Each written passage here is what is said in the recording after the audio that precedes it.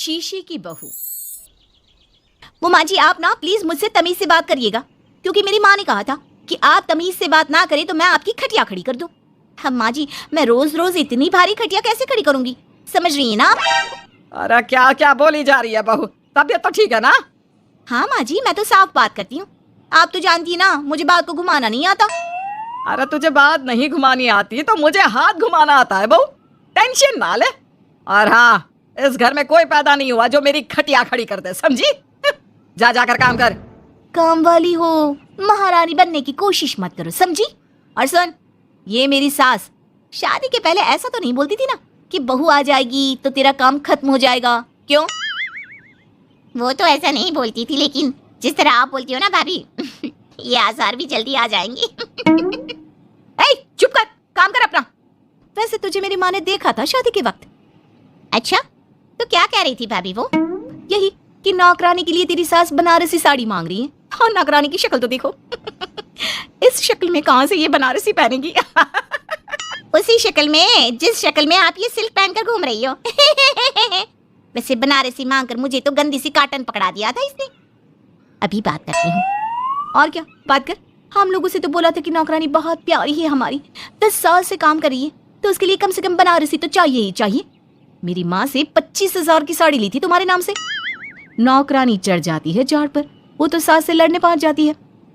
क्यों मालकिन, बहू की माँ ने मेरे लिए भी कुछ भेजा था, दिया नहीं आपने? हाँ हाँ दिया तो था, 200 रुपए की साड़ी दी थी, वो तो मैंने अपने पास से तुझे एक्स्ट्रा दिया था। तभी बहू आ जाती है। कैसी बात करिए माँ जी, माँ ने तो आपको इनके लिए 25,000 की साड़ी दी थी। देती क्यों नहीं? देनी ही पड़ेगी, वरना मैं कल से नहीं आएगी काम पर। हाय रे, 25,000 की साड़ी तेरी माँ देगी, वो भी नौकरानी के लिए?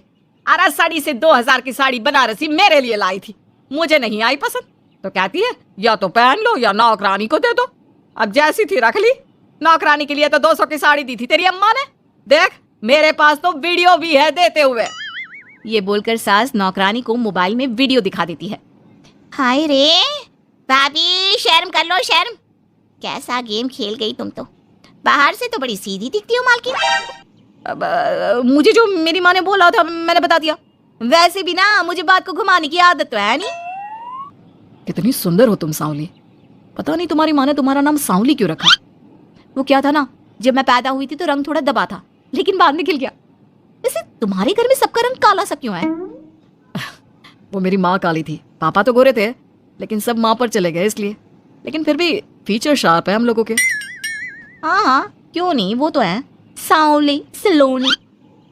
अगले रोज बहू काम कर रही थी कि सास, वो मिश्रा की बहू कितनी चमकती है, पता नहीं क्या लगाती है।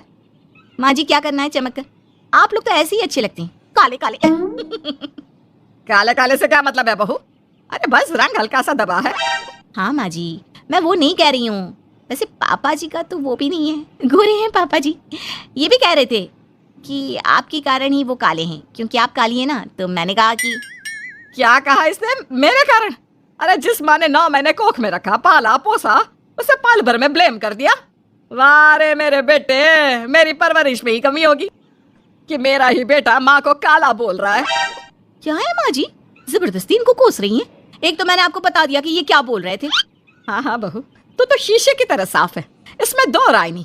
लेकिन तेरे साफ बोलने से कई बार लोगों के दिल टूट जाते हैं, तो वही बोला कर जिससे लोगों का मन खराब ना हो। वैसे अगर मेरे बेटे ने मुझे काला बोला भी तो मैं जानती हूँ कि वो किसी और संदर्भ में बोल रहा होगा।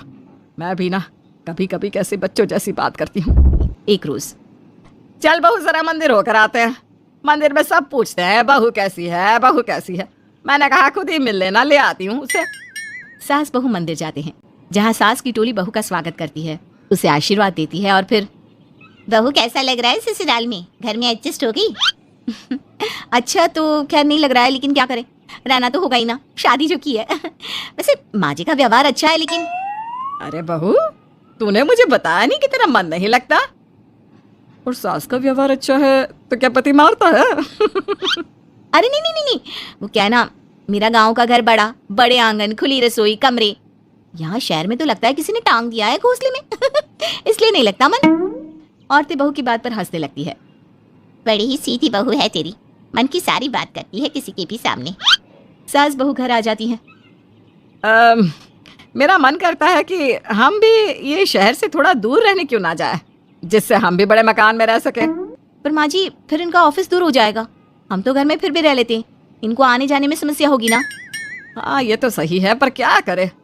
मेरी माँ कह रही थी कि तेरे सास ससुर गांव जाकर क्यों नहीं रहते, फिर ये मकान तुझे बड़ा लगने लगेगा। तभी ससुर आ जाते हैं।